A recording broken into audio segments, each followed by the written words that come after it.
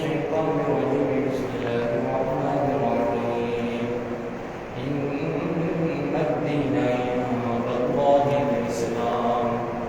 آمنت بالله صلى الله عليه وسلم رسول النبي الأمين الكريم ونحن على ذلك الشاهدين والشاهدين والذاكرين وحسبنا رب العالمين اللهم صل على محمد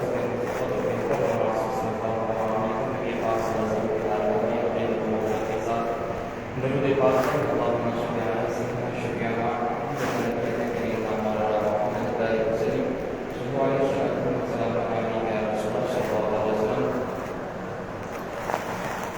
حالات حضرات مدنی چند اشعار اپنے روش گزار کرنا ملاحظہ فرمائے. یہ اشعار ہیں جو قرآن و حدیث کی ترجمانی کرتا ہے. ملاحظہ فرمائے. اٹھا سکتے ہیں پہنچ ہر تکلیف و شدت پر, اٹھا سکتے ہیں ہم کا پہنچ ہر تکلیف و شدت پر, مگر ہوگا نہ ہم سے صبر توہین رسالت پر, مگر ہوگا نہ ہم سے صبر توہین رسالت پر. اہانت کرنے والے کا یہاں بھی فیصلہ ہوگا, اہانت کرنے والے کا یہاں بھی فیصلہ ہوگا. نتیجہ ہم نہ چھوڑیں گے فقط روز قیامت پر, نتیجہ ہم نہ چھوڑیں گے فقط روز قیامت پر. اٹھا سکتے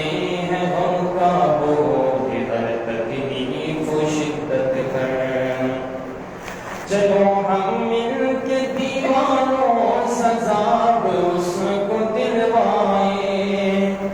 چلو ہم مل کے دیوانوں سزاب اس کو دلوائیں. اٹھائی جس نے انگلی سرور عالم کی عزت پر, اٹھائی جس نے انگلی سرور عالم کی عزت پر. کوئی نظر غلامی سے بڑھ کر ہو نہیں سکتی, کوئی نظر غلامی سے بڑھ کر ہو نہیں سکتی. لگا دیں عمر ناموں سے رسالت کی حفاظت پر, لگا دیں عمر ناموں سے رسالت کی حفاظت پر. وہی جینے کا مقصد ہے, وہی ہے موت کی منزل, وہی جینے کا مقصد ہے, وہی ہے موت کی منزل. فدا سب کچھ ہمارا سید بطحا کی عظمت پر, فدا سب کچھ ہمارا سید بطحا کی عظمت پر. قسم اللہ کی وہ شخص مومن ہو نہیں سکتا, قسم اللہ کی وہ شخص مومن ہو نہیں سکتا. نہ ہو تکلیف جس کو پیار آقا کی اہانت پر, نہ ہو تکلیف جس کو پیار آقا کی اہانت پر. نہیں ہے اس سے بڑھ کر اہل ایمان کا کوئی رشتہ,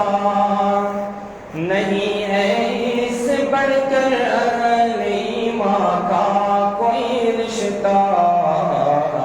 مقدم ہے شہیدی کی محبت ہر محبت پر,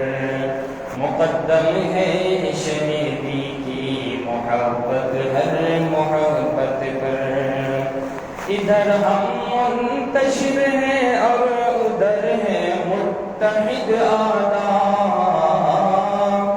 ادھر ہم منتشر ہیں اور ادھر ہے متحد اعداء، خدایا رحم فرما مومنوں کی خستہ حالت پر، خدایا رحم فرما مومنوں کی خستہ حالت پر، دفاع حرمت سرکار کی جب بات آ جائے، دفاع حرمت سرکار کی جب بات آ جائے، فریدی بولنا لازم ہے ہر ایک فرد امت پر، فریدی بولنا لازم ہے ہر ایک فرد امت پر، اٹھا سکتی ہے غم کا بوجھ ہر تکلیف و شدت پر، مگر ہوگا نہ ہم سے یہ کبھی کوئی میرے ساتھ پر، مگر ہوگا نہ صبر ہم سے توحید رسالت پر۔ سیدنا شفیعنا محمد صلو علیہ الصلوۃ والسلام علیک یا رسول اللہ، صلو علیہ الصلوۃ والسلام علیک یا حبیب اللہ وعلی آلہ وصحبہ یا سیدی رسول صلی اللہ علیہ وسلم۔ محترم سامعین کرام، پچھلے کئی جمعہ سے جو ہے لگاتار 5 جمعہ چھٹا جمعہ عشق مجازی کے متعلق بیان کرتا رہا تھا کہ عشق مجازی کے نقصانات کیا ہے۔ آج ہمارے معاشرے میں یہ بیماری بہت ہی زیادہ طریقے سے پھیلی جا رہی ہے، اور جیسا میں نے بیان کیا تھا کہ میرا مقصد یہی تھا کہ عشق مجازی کی تعریف اور اس کے کیا نقصانات ہیں وہ آپ کے سامنے بیان کروں۔ جیسے کہ میں نے بیان کیا تھا یہ کافی لمبا ٹاپک ہے، اس پر کافی جمعہ لگیں گے، کیوں مقصد صرف یہ ہے کہ جیسے آج ہم اور آپ دیکھ رہے ہیں کہ ہماری قوم کی بچیاں غیروں کے ساتھ بھاگ جا رہی ہیں، مرتدہ ہو جا رہی ہیں، کافرہ ہو جا رہی ہیں، جس سے یہ سن کر یہ واقعات پڑھ کر دیکھ کر بڑا تکلیف ہوتا ہے۔ اور ہمارے نوجوان بھی کچھ ایسے بھی ہے جو عشق مجازی میں پڑھ کر اپنی دین اور اپنی دنیا کو برباد کرتے ہوئے نظر آتے ہیں۔ محترم صاحب، میں نے پچھلے جمعہ بیان کیا تھا عشق مجازی کے 5 نقصانات کے مطابق، یہ 5واں نقصان جو عشق مجازی کا ہے وہ کثیر گناہ میں مبتلا ہونا، اور کثیر گناہ میں نے اس میں چند گناہوں کی نشاندہی کی تھی: الزام و حسد، غیبت، چغلخوری، زناکاری، بدنگاہی اور اپنے ہاتھوں سے غسل سے کرنا۔ یہ چند گناہ کا میں نے آپ کے سامنے ذکر کیا تھا، اور آج بھی میں چند باتیں بیان کرنے کی کوشش کروں گا، اور آپ کو بھی اس کی کچھ چند باتیں ہیں جو حالات حاضرہ کے بارے میں بیان کرنے کی کوشش کروں گا۔ رب العزت کی بات میں دعا ہے کہ رب العزت ہمیں حق بولے اور تمام حضرات کو حق سن کر اس پر عمل کرنے کی توفیق عطا فرمائے۔ محترم سامعین کرام، عشق مجازی کے 5 نقصانات جو کثیر گناہوں میں آتا ہے، اس میں گناہ یہ بھی ہے جھوٹ اور منافقت، کہ جب لڑکیاں یہ عشق مجازی یعنی یہ شیطانی چکر میں پھنس جاتے ہیں تو وہ اس کے لیے جھوٹ بولنا کوئی یعنی وہ جھوٹ سے بچ ہی نہیں سکتے، اور وہ جھوٹ کو بولنے کو کوئی معیوب کوئی عیب نہیں سمجھتے، اور وہ اپنے والدین سے، اپنے رشتہ داروں سے، اپنے عزیز و اقربا سے جھوٹ بولتے ہوئے نظر آتے ہیں، اور ان کا سب سے زیادہ جو جھوٹ جو ہے اپنے محبوبہ سے جسے وہ چاہتا ہے اس کے سامنے وہ سب سے زیادہ جھوٹ ہوتا ہے۔ جیسے مثال کے طور پر یہ کہتا ہے کہ میں تمہیں جب تک نہیں دیکھ لیتا ہوں نیند ہی نہیں آتی، تمہارے بغیر ایک پل چین نہیں آتا، اور تیرے بغیر میری زندگی بیکار ہے، ادھوری ہے، اور میں یہ تصور بھی نہیں کر سکتا کہ تیرے بغیر میں زندگی گزاروں۔ حالانکہ جب اس کی ملاقات کا سلسلہ ختم ہوتا ہے پھر یہ بڑے آرام سے رہتا ہے، پھر اسے کچھ فرق نہیں پڑتا، اس کے خاطر کھانا نہیں چھوڑتا، اس کی نیند نہیں حرام ہوتی، تو یہ اس طرح کی جھوٹ بولتے ہیں۔ اور میرے پیارا بس نقصین پہ دیوانہ،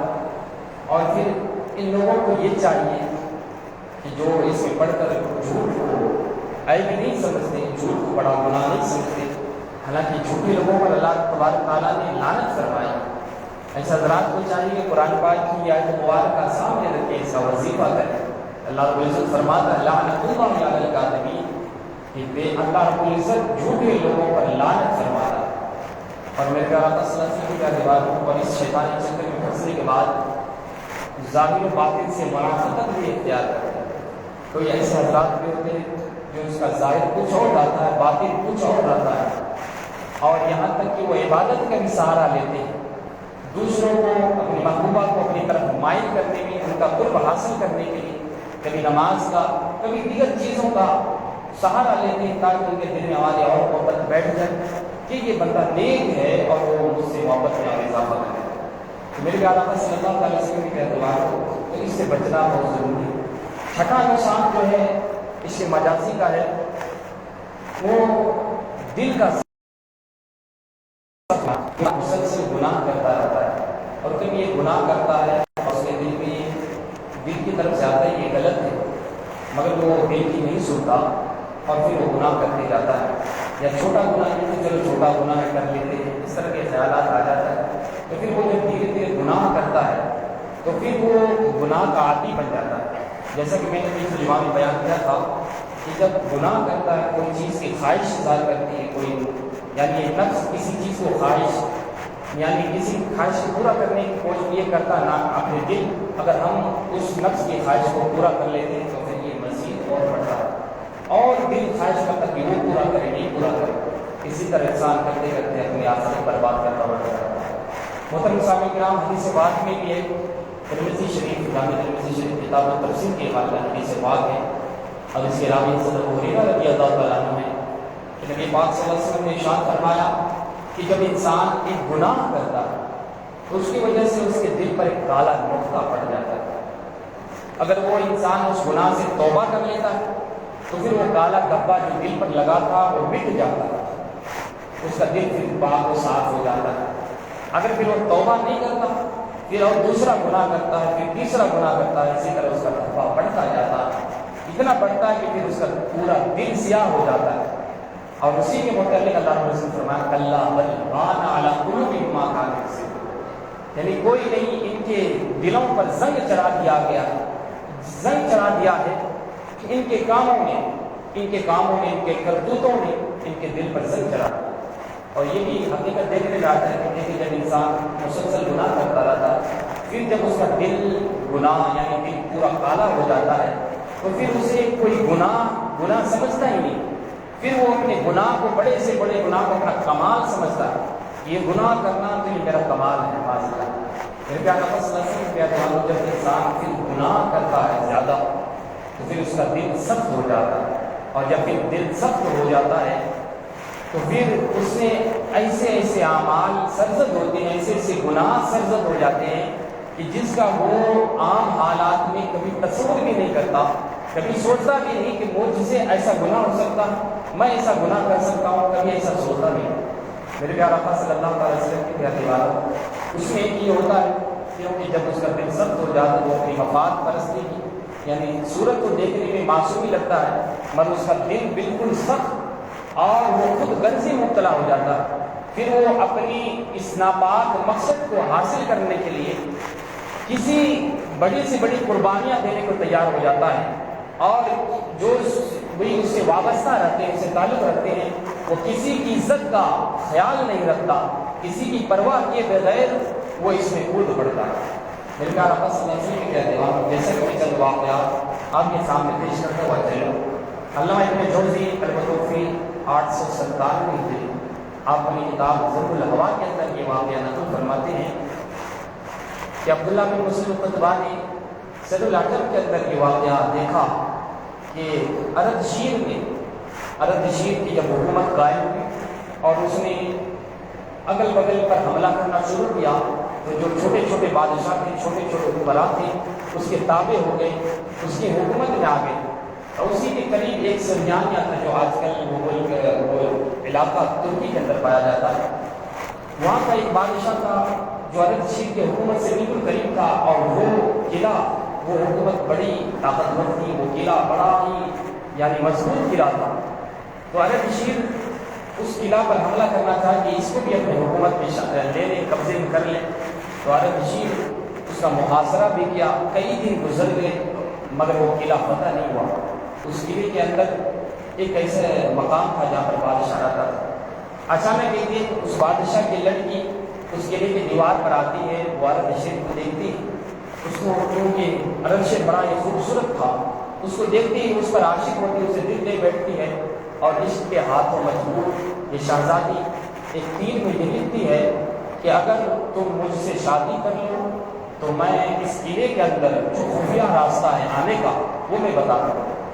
تو محترم سامعین کرام، عرب شیر کے بعد جب وہ تیر آیا تو اس نے دیکھا، تو پھر عرب شیر اس کے جواب میں لکھا کہ ہاں، جواب میں لکھ کر اس لڑکی کو بھیجا کہ اگر تو واقعی اس قلعے کے اندر جانے کا راستہ خفیہ طریقے سے بتا دے تو میں اپنے وعدے کے مطابق تجھ سے شادی کر لوں گا۔ محترم سامعین کرام، عشق کے ہاتھوں مجبور شہزادی نے اس قلعے کا جو خفیہ راستہ تھا اس تیر پر لکھ کر عرب شیر کو بھیج دیا۔ عرب شیر نے اس خفیہ کے راستے کے ذریعے اس قلعے کے اندر داخل ہو گیا۔ جب داخل ہوا تو فوجی بھی ایسے ہی بے خزہ حالت میں سوئے تھے، اس کی وجہ سے کافی فوج میں مارے گئے، اور یہاں تک کہ شہزادی یعنی جو اس کا بادشاہ، اس کا باپ تھا، یعنی جو اس وقت اس ملک کا بادشاہ تھا وہ قلعے کا، یعنی وہ شہزادی کا باپ، وہ بھی عرب شیر کے ہاتھوں قتل ہوا۔ لڑکی پھر عرب شیر کے حوالے بھی، عرب شیر نے اسے شادی کر لیا۔ محترم سامعین کرام، آپ دیکھیں ایک لڑکی اپنی نفسانی خواہشت کے لیے، اپنی ہوس کے لیے اس نے اپنے ملک کو تباہ و برباد کر دیا، اپنے خاندان کو تباہ و برباد کر دیا، یہاں تک کہ اپنے باپ کو بھی قتل کر دیا، اور اسے اس کے برابر میں کچھ فرق نہیں ہے کیونکہ اس کا دل پورا سخت ہو چکا تھا۔ تو محترم سامعین کرام، آگے علامہ ابن جوزی رحمۃ اللہ علیہ نقل فرماتے ہیں، دیکھتے ہیں کہ کچھ دن ایسے عرصہ گزرا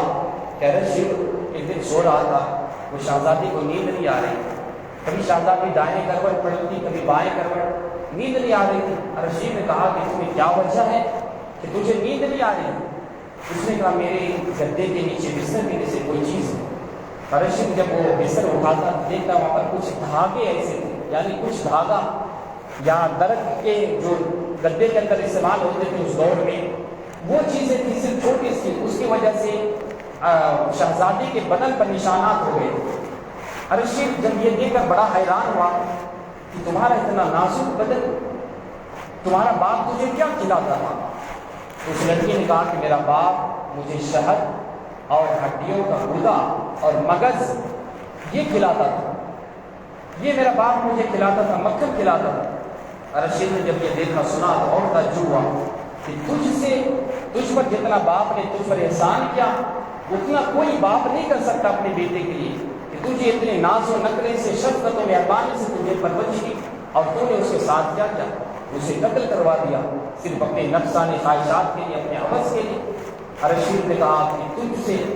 میں بھی وفا کی امید نہیں رکھتا کہ تو بھی مجھے مروا سکتی ہے۔ پھر عرب شیر نے یہ حکم دیا اس کے بال میں رسی باندھ کر تیز رفتار گھوڑے کے ساتھ باندھ دیا جائے اور دوڑا دیا جائے۔ ایسا ہوا، کچھ دیر کے بعد شہزادی کے جسم میں ٹکڑے ٹکڑے۔ میرے پیارے آقا صلی اللہ علیہ وسلم کے پیارے دیواروں، اسی طرح ایک واقعہ اسی کتاب کے اندر ذکر ہوا کے اندر علامہ ابن جوزی رحمۃ اللہ علیہ نے یہ واقعہ بھی نقل فرمایا ہے کہ ایک رقاش نام کا ایک لڑکی تھی، وہ اپنے قبیلے میں رہتی تھی، اس کا باپ اس سے بڑا محبت کیا کرتا تھا، اور اس کی وجہ سے اسی کے قوم میں سے، اسی کے قبیلے میں سے ایک شخص نے اسے شادی کی دعوت دی، نکاح کا پیغام بھیجا، باپ کو نامنظور تھا، باپ نے اسے مسترد کر دیا، مگر لڑکی بھی اس لڑکے کو چاہتی تھی اس سے نکاح ہو جائے۔ جب باپ نے اسے انکار کر دیا تو لڑکی نے اپنی نفسانی خواہشات کی تکمیل کے لیے کھانے میں زہر دے کر باپ کو دے دیا۔ باپ نے وہ کھانا والے زہر کھایا، اور جب بالکل مرنے کے قریب تھا تو باپ نے اسے کہا کہ بیٹی تو نے غیر کے لیے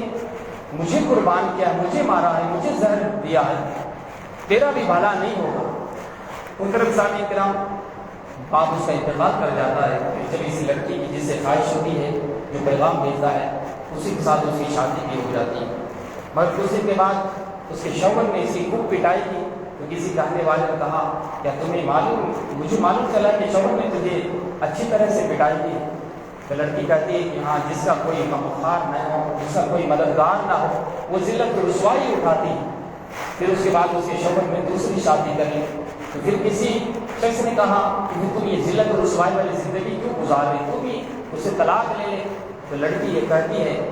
کہ ایک نیک عورت کے لیے طلاق سے بڑی کالے والی چیز کوئی نہیں، بدنامی والی کوئی چیز نہیں۔